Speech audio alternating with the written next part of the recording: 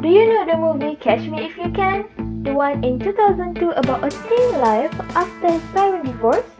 It's actually adapted from a real-life story of Frank William Abagnale Jr. A little different from the movie, he is actually not the only son in the family. He is the third child of 4 siblings. His family is not so poor. His father owns a stationery business. Different from his siblings, he chose to live with his father after the divorce. He spent a lot of his time in the bar around New York while waiting for his father to work with the politician and other businessmen there. There he started learning about all the hook and cranny of New York and met his friend that faced the same destiny as him. To fulfill his loneliness, he started doing small crimes like secretly entering the cinema and stealing candy. But he started to be bored with his small crimes and joined his friends to do the bigger crimes. Unfortunately, he has been caught and sent to juvenile. Using his father's influence, he fled and all his past crimes were also being deleted from the record. His father had advised him to be more mature and the effort has shown progress. However, even though he already repented, his old habit never died. This time, his victim is his father, Frank Sr. Frank convinced his father to give him the credit card to fill the gas, but he has another plan. He used the credit card to buy the wheel and batteries for cars. He didn't even use it, but he sold them to get more money. The price of the item has been credited to the credit card account. With this, his father becomes the first victim. His life turns to worse, forcing him to falsify bank checks in some banks. He opens a different account with a different identity. He also wrote a check from the different account, but none of them had money in it. His meticulous work made it hard for the bank to detect the validity of the check. Using his DIY check, he then deposited a certain amount that he wants into some of his accounts. Starting then, he started receiving his salary. His streak continued when he also disguised himself as the security guard at the airport.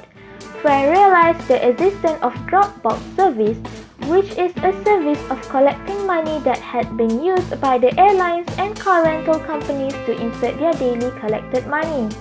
So using the clothes that he bought, he then disguised as the security guard and put the notice of drop-off service is having problem and interrupted, which forcing the money to be given to the security guard on duty.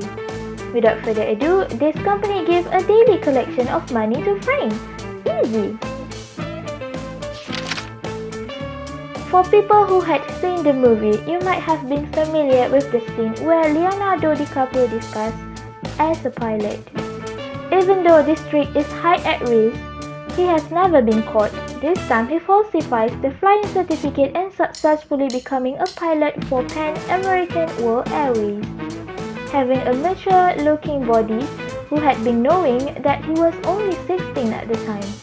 His streak continued until 18 years old, and in 2 years he had already flown to 26 countries. In his 2 years of career, Frank never fly an airplane except one time when he repeatedly offered to fly the airplane by the real pilot. He then used autopilot mode. His work as a pilot enables him to have all the benefits such as free hotels and food provided by the company. When his career as a pilot starting to get suspicious, he changed to other career. In Georgia, Frank disguised as a pediatric doctor named Frank William. Frank becoming the supervisor doctor because no one wants to have the position. This position makes him the supervisor to 8 trainees doctors and 40 nurses. But he realized the big responsibility that comes with the position and resigned before he gets caught. Nurse using the baby blue term to describe a baby that lack of oxygen, and because I didn't understand the term, the baby life nearly ended in his hand. After that, he moved to Atlanta, met his ex-girlfriend when he working as a pilot. Remembering of Frank's education history, who are an alumni of Harvard Law School, he introduced Frank to a lawyer friend. Frank had been offered the position because the firm needs more lawyers at the time. To qualify him as a lawyer, he needs to take 3 times a bar test, which he failed 2 of them. He has been accepted, but this career is not as good as before because here, he basically only being seen as the servant boy. He started being comfortable with his work and met a woman named Gloria. His relationship with Gloria, who was a pious believer, made him join the church committee. Here, the problem arises when one of the committees is actually a graduate of Harvard. Worried about his fake identity being exposed, he resigned. After 7 years in crimes, he then caught at 21 years old. He sentenced to 1 year in jail in Perpignan, France. However, after the trial, it reduced to 6 months.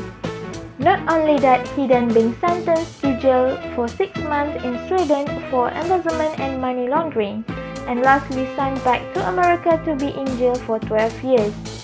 He tried to run in prison, however, both attempts failed. He had been released after 5 years but with a condition to work with the government without salary. His expertise was used to identify the criminal who does the same crimes as him before. After his detention period ended, he had a hard time finding a job because of his history. Finally, he applies to work in the bank using his expertise. Now, he had a financial security consultant company, ABAGNALE & Associates, with wealth estimated around $10.3 million. Hey, by the way, even if the ending of Frank's story is happy, don't try it. It might be ended the other way if it's us. Anyway, thank you for watching. Don't forget to share, like, comment and subscribe. Have a nice day.